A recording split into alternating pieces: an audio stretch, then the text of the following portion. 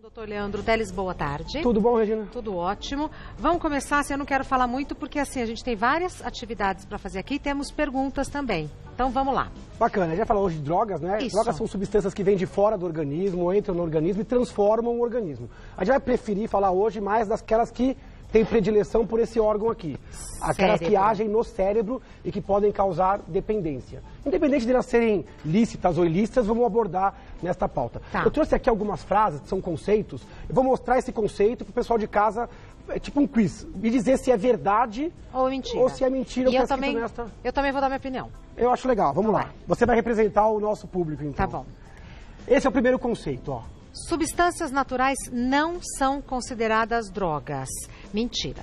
Isso é mentira e absurdo, e muita gente fala disso, né? O cérebro ele não sabe de onde veio a substância. Se ele tem predileção pelo cérebro, para ele já vai dar ação. Tem várias drogas que são naturais. Por exemplo? Ópio. O ópio ele vem da papoula e dá origem à morfina, que é um medicamento, mas é uma droga, age no cérebro, e a heroína, que é semissintética, mas vem do ópio. A cannabis é uma planta que dá origem à maconha, que é uma droga um pouco menos intensa, mas é considerada uma droga que pode levar à dependência, pode levar à exacerbação de problemas psiquiátricos. Pode levar à dependência a maconha, doutor? Fala sério. Pode. A dependência da maconha ela é mais fraca do que de outras drogas. E ela não dá aqueles sintomas de abstinência tão fortes. Mas a gente estima que de 8 a 10% dos usuários ficam dependentes. Ficam com centrismo. O cérebro fica pensando na maconha. Baixa rendimento escolar, maconha traz. Principalmente para aqueles cérebros imaturos, pessoas que têm contato com a maconha, às vezes antes dos 16, 15 anos, o cérebro ainda em formação, isso pode exacerbar algumas doenças psiquiátricas. Ela é uma droga à parte, porque ela não leva à morte por overdose, ela não leva a lesões definitivas no cérebro, mas ela altera a percepção de mundo e ela pode atrapalhar o cérebro sim em desenvolvimento. Tá. Então, substâncias naturais, falamos do ópio, da maconha, o tabaco, que tem a nicotina, tudo é natural. É lícita, é natural, mas faz mal, vicia. Aliás, a nicotina vicia mais que a cannabis. A taxa de vício para nicotina é de 30% a 50%, altíssimo. Algumas drogas são... E da maconha? A da maconha é em torno de 8% da dependência. Então vício. A nicotina vicia mais que a maconha. Não quer dizer se faz mais mal ou menos. Isso, vicia. Mas vicia. O corpo ele fica fissurado, tem mais abstinência. Quem fuma e ouve a gente sabe disso. Quanto é difícil parar de fumar. Eu sou ex-fumante. Quanto é difícil esquecer a sensação. Eu tenho vontade de fumar até hoje. Às vezes, na hora que você encontra a situação, o cérebro se recorda. Faz 15 anos que eu parei de fumar, eu tenho vontade de fumar até hoje. Pra é que eu não fumo, mas dá uma vontade. Por isso que o cérebro não sabe de onde veio, se veio do laboratório ou não. Das sintéticas, a gente tem êxtase, a gente tem anfetaminas. Das semissintéticas, a gente tem a cocaína, que veio de uma planta, da folha de coca. E depois vira o crack, que é uma outra forma de cocaína. Então, ser natural não quer dizer que não faça mal. Então, Perfeito. Isso é mentira. Próxima. Olha o conceito, vamos lá. Drogas viciam por ativarem regiões específicas do cérebro. Verdade. A droga, ela pode nem deu tempo de eu responder. Eu tava pensando, eu falei, verdade ou mentira? Verdade. Agora fui eu, né? Queimei a largada. Verdade. É verdade. Então, drogas viciam. É que isso é tão verdade que eu já...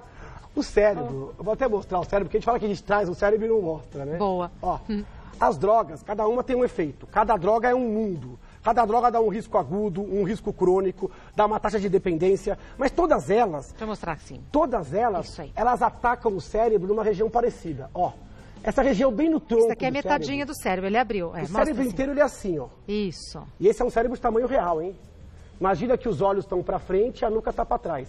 Se você abrir o cérebro, as drogas elas vão ativar essa região mais central. A gente chama de sistema de recompensa. Quando você faz algo bom para a sua espécie ou para o seu indivíduo, o cérebro libera uma substância chamada dopamina. Quando você come, dopamina. Quando você faz atividade sexual, dopamina. Quando você conquista alguma coisa, dopamina. A droga usa esse sistema.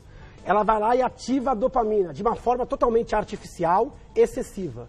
Essa região, ela vai influenciar toda essa região frontal do cérebro, que regula o seu comportamento, o seu impulso. Por isso que a droga vai levar um comportamento que vai ser centrado nela. Você vai ter prazer nela e vai perder o prazer em outras coisas. Então a sensação de bem-estar é real, porque é real. A dopamina. É. Tá. Você vai ter uma sensação de euforia, bem-estar, empoderamento, só que ela é transitória. Depois disso, você vai ter saudade dessa experiência. Porque essa região também se comunica com a região da memória. Por isso que você falou, eu larguei o cigarro, mas a memória dele está comigo. você lembra que aquela estimulação artificial e excessiva, ela existe. E fica muito desonesto, porque você passa a não ter prazer em coisas do dia a dia. Você quer esse daí que é estimulado pela substância. Então o cérebro começa a ficar escravizado. Se primeiro ele escolheu a droga, agora ele foi escolhido. E ele vai ter uma tendência de um comportamento impulsivo, compulsivo. Ele vai começar a querer a droga. Ele vai achar que está escolhendo no começo, mas já é a droga agindo e mudando o seu comportamento. Então as drogas, todas elas, cocaína, em algum grau, heroína, morfina, álcool, medicamento tarja preta. O álcool é uma droga que tem uma taxa de 10% da população tem consumo abusivo. Se pegar todo mundo que morre no mundo, 4% tem o álcool envolvido na sua morte. Nossa. E sabe o cigarro? 20% das mortes do mundo tem o cigarro envolvido. Então são drogas que viciam, capturam o seu cérebro e fazem mal para o cérebro e para o corpo. Perfeito. Vamos mais uma? Vamos. Vou deixar o cérebro até aqui já, no jeito. Olha essa. Essa foi uma pergunta que você me fez numa outra pauta. Algumas pessoas apresentam risco de dependência maior que outras. Isso é verdade. Isso é muito verdade. A gente acha que o risco de dependência só depende da droga. Às vezes as pessoas me perguntam, a maconha, ela faz mal? A maconha vicia todo mundo? Nada vicia todo mundo. Tem gente que não se vicia em cigarro, tem gente que usa cocaína uma vez e não mais. O que diz que a pessoa vai viciar é a droga, o cérebro e o contexto. Depende da expectativa, do momento que a pessoa usa, se a experiência é positiva ou não. Tem cérebros que têm uma tendência maior a se viciar. Por exemplo, pessoas que têm história familiar, tem genética envolvida. Se a pessoa tem história familiar, o risco dela é de 3 a 4 vezes maior. Por isso que tem gente que, como o doutor falou, usa e depois experimenta, não gosta, não usa mais, e outras pessoas que já ficam viciadas depois da primeira experiência. Exatamente. Tem pessoas que têm uma tendência à compulsão e outras não. Então, história familiar, quanto mais familiares você tem, maior o seu risco. Às vezes, o vício do outro familiar é em outra droga, mas você calhou de se viciar naquela. Então, existe uma tendência genética. Depende da idade. Quanto antes, mais imaturo o cérebro, maior a chance de se viciar. Tá. Se a pessoa tem uma doença psiquiátrica, o risco dela é maior. Porque a droga, ela pode vir atenuar um sintoma de sofrimento ou trazer uma percepção de prazer que ela não está conseguindo. Atenuar a angústia. Exatamente. Quem tem depressão, quem tem ansiedade, quem tem doença psicótica, às vezes do acesso à droga piora a doença psiquiátrica. Tá. Então, história familiar, genética, tudo isso favorece. O ambiente também. Se ela entra em contato num ambiente quando ela está feliz ou não, tudo isso vai condicionar o cérebro. O problema é que quando a pessoa escolhe usar, ela não sabe em que grupo ela está. Por isso que é uma roleta russa. Exato. Às vezes a pessoa quer fazer o caminho de volta e não consegue. Você nunca sabe de antemão quem vai se viciar mais e quem vai se viciar menos. Vamos ver as perguntas que as pessoas mandaram. Oi, meu nome é Aide e eu queria saber como é que a gente desconfia que uma pessoa está viciada em alguma droga? A pergunta é excelente, né? Assim, se você tem um consumo excessivo de alguma substância legal, como é que você percebe? Primeiro, a pessoa começou a estocar aquela substância. Começou a usar aquela substância fora de hora. O álcool é um exemplo. Sem dúvida. A pessoa começou a estocar álcool em casa. Começou a beber de manhã. Começou a tomar muito rápido, nem degusta. É uma necessidade química. Então, quando a pessoa começou bebendo socialmente com os amigos, depois bebe sozinho. Isso é uma mudança de comportamento. Para drogas ilícitas, a pessoa geralmente esconde da família. Então, você tem que perceber 3 coisas. Mudanças físicas, mudanças de comportamento e mudanças de hábitos. Fisicamente, depende da droga. Se a droga for muito estimulante, tipo cocaína, crack, pupila dilatada, tremor, perda de peso. No caso da cannabis, da maconha, olho vermelho, aquela fome excessiva. A pessoa começou a se trancar no quarto, comportamento esquisito, começou a ficar muito irritada, começou a ficar depressiva ou paranoica, achando que as pessoas estão perseguindo ela. Tem que estar atento. Com isso, você só consegue se você conhece o seu familiar. E observa, né, doutor? E se você tem um canal de comunicação. Exato.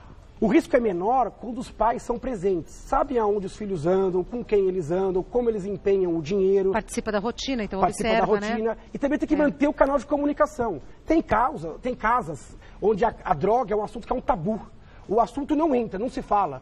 Aqui não se fala em droga. Ou aquela coisa assim, droga mata. Ou droga é coisa do demônio, do capeta. Isso não ajuda. Você tem que criar um canal de comunicação.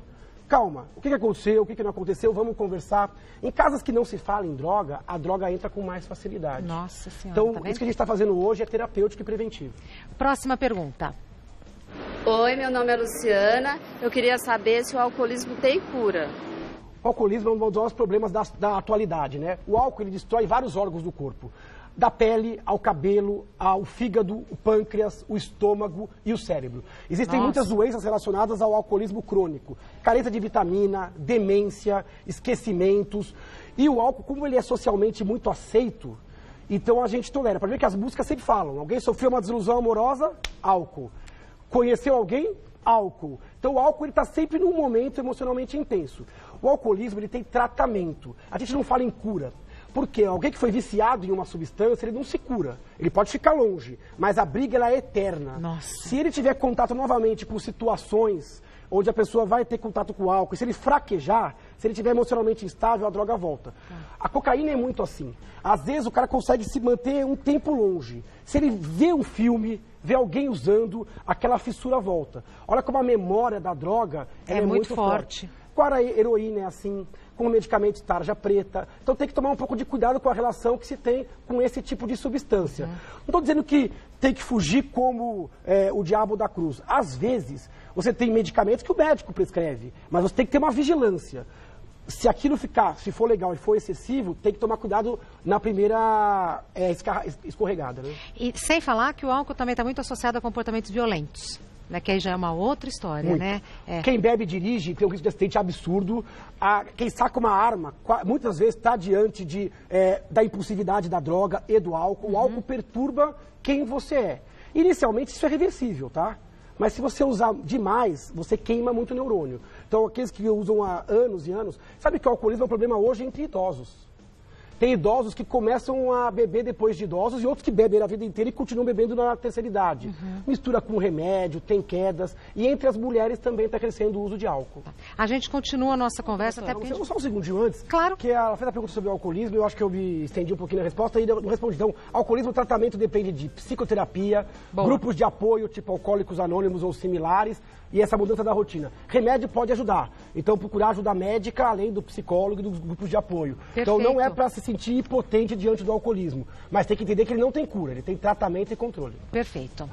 Próxima pergunta. Meu nome é Fernando e eu gostaria de saber o porquê de tanta gente usar drogas hoje em dia. Essa pergunta é difícil de responder. Eu acho que existem várias causas da pessoa buscar a droga, né? Às vezes é por uma condição de vida muito precária. Você pegar uma criança que cheira cola, por exemplo, um inalante, às vezes ela faz isso para atenuar o frio, a fome. Às vezes a droga chega onde o sistema público não chega. Aquela pessoa está desamparada afetivamente. O crack é muito isso. São as drogas sociais, né? Agora, às vezes a droga ela vem como uma fuga da realidade. Às vezes a pessoa quer buscar uma condição, quer tirar umas férias químicas de si própria, né? Então, às vezes ela quer sair daquela condição dela, sentir um prazer que ela não está conseguindo sentir. Às vezes é por questão de influência social. É muito comum o primeiro uso ser por um amigo, entre aspas, que te oferece. Outra coisa, as pessoas que fazem apologia à droga, elas vêm com muito mais informação do que quem é contra. Apologia é propaganda, dizendo que é bom. As pessoas vêm porque existe uma indústria disso, as pessoas ganham dinheiro nisso. Então a pessoa vai numa balada, ela quer ser feliz ao extremo. Ela quer levar aquela experiência ao extremo. Mesmo que ela fique estragada numa ressaca moral, ou que ela faça coisas que sequer lembra, as pessoas sempre acham que são onipotentes e que não são vulneráveis. O jovem, principalmente, ele sempre acha que ele está no lado bom da estatística. Sim. No lado que não vicia, do lado que não sofre. Só que a gente sabe que tem muita gente da estatística negativa. E às vezes vai pulando de prazer efêmero em prazer efêmero e torna a sua existência depois insustentável. Mais uma pergunta. Meu nome é Patrícia Alexandra. Misturar drogas com efeitos diferentes pode minimizar o impacto no cérebro? Nossa, minimizar? Essa pergunta é interessante. Porque assim, tem droga que chega no cérebro e estimula. Tem cocaína, crack, estimulante. Nicotina, estimula, acorda o cérebro. Heroína? Heroína é mais sedativo. Todas elas, às vezes, no começo, deixam eufórico, mas logo depois, como a heroína é derivada do ópio, que é um anestésico, um remédio para dor, ele é mais sedativo. Tem umas que estimulam, outras que... Por exemplo, o álcool, ele estimula no comecinho, depois ele ceda. A pessoa fica incoordenada, falando mole, com sono. Então, algumas estimulam, outras cedam. Às vezes a pessoa vai tentar equilibrar e usa um estimulante com o que ceda. Que foi o que ela quis dizer, né? Isso é um veneno. Isso potencializa, torna uma terceira droga, porque você está pensando só num aspecto. Então a pessoa, por exemplo, fala assim, vou beber e tomar energético, isso é comum. Super comum. Ou eu vou usar cocaína e um tarja preta, isso é causa de overdose. Se pegar os grandes ídolos todos quase da música, foi essa mistura, né? Então a pessoa usa uma coisa que estimula e outra que ceda, tentar combater. Só que ela esquece que não é só o cérebro e o coração. Às vezes as duas substâncias dão arritmia, dão infarto. Ou você, por exemplo, bebe mais porque está com energético e passa do ponto de ter uma overdose por álcool. Existe overdose por álcool? Existe como alcoólico, morte por álcool, convulsão, morte por excesso de álcool. Então o álcool ele pode matar diretamente, ele tem um efeito tóxico direto. Então as causas de overdose quase sempre são por isso, ou por outro fenômeno. As pessoas que usam droga repetidamente começam a ver que cada vez que usa, o efeito é um pouco menor. O cérebro vai ficando mais tolerante. E aí o que ela faz? Aumenta a dose. Aumenta a dose, ou usa outras vias, como injetáveis, ou usam drogas mais purificadas. E aí ela vai ficando cada vez mais escravizada. Ela reclama sempre que a droga está mais fraca. Essa droga não é boa, mas não é o cérebro dela que já está resistente, ela vai aumentando a dose sem perceber, até que ela tenha a sua vida dominada pela droga. Temos mais coisa para falar, a gente pode retomar esse assunto, porque o nosso tempo acabou, doutor Leandro. Quando você quiser. Mas assim, foi uma bela de uma aula e é da maneira como eu estava imaginando mesmo. Falar a verdade, sem rodeios, né, e de maneira clara. Que é a proposta do nosso programa. Transparência e ser direto, não aliviar muito. Vamos trazer de novo essa pauta, que essa é uma pauta infinita. Perfeito. Dr. Leandro Teles é neurologista. Ele tem um site, www.leandroteles.com.br, e o Instagram dele é @neuroleandroteles. Sem nenhuma letra dobrada, porque aqui é tudo simples. É simples. Simples e direto. Doutor, muito obrigada, viu? Agradeço, boa tarde.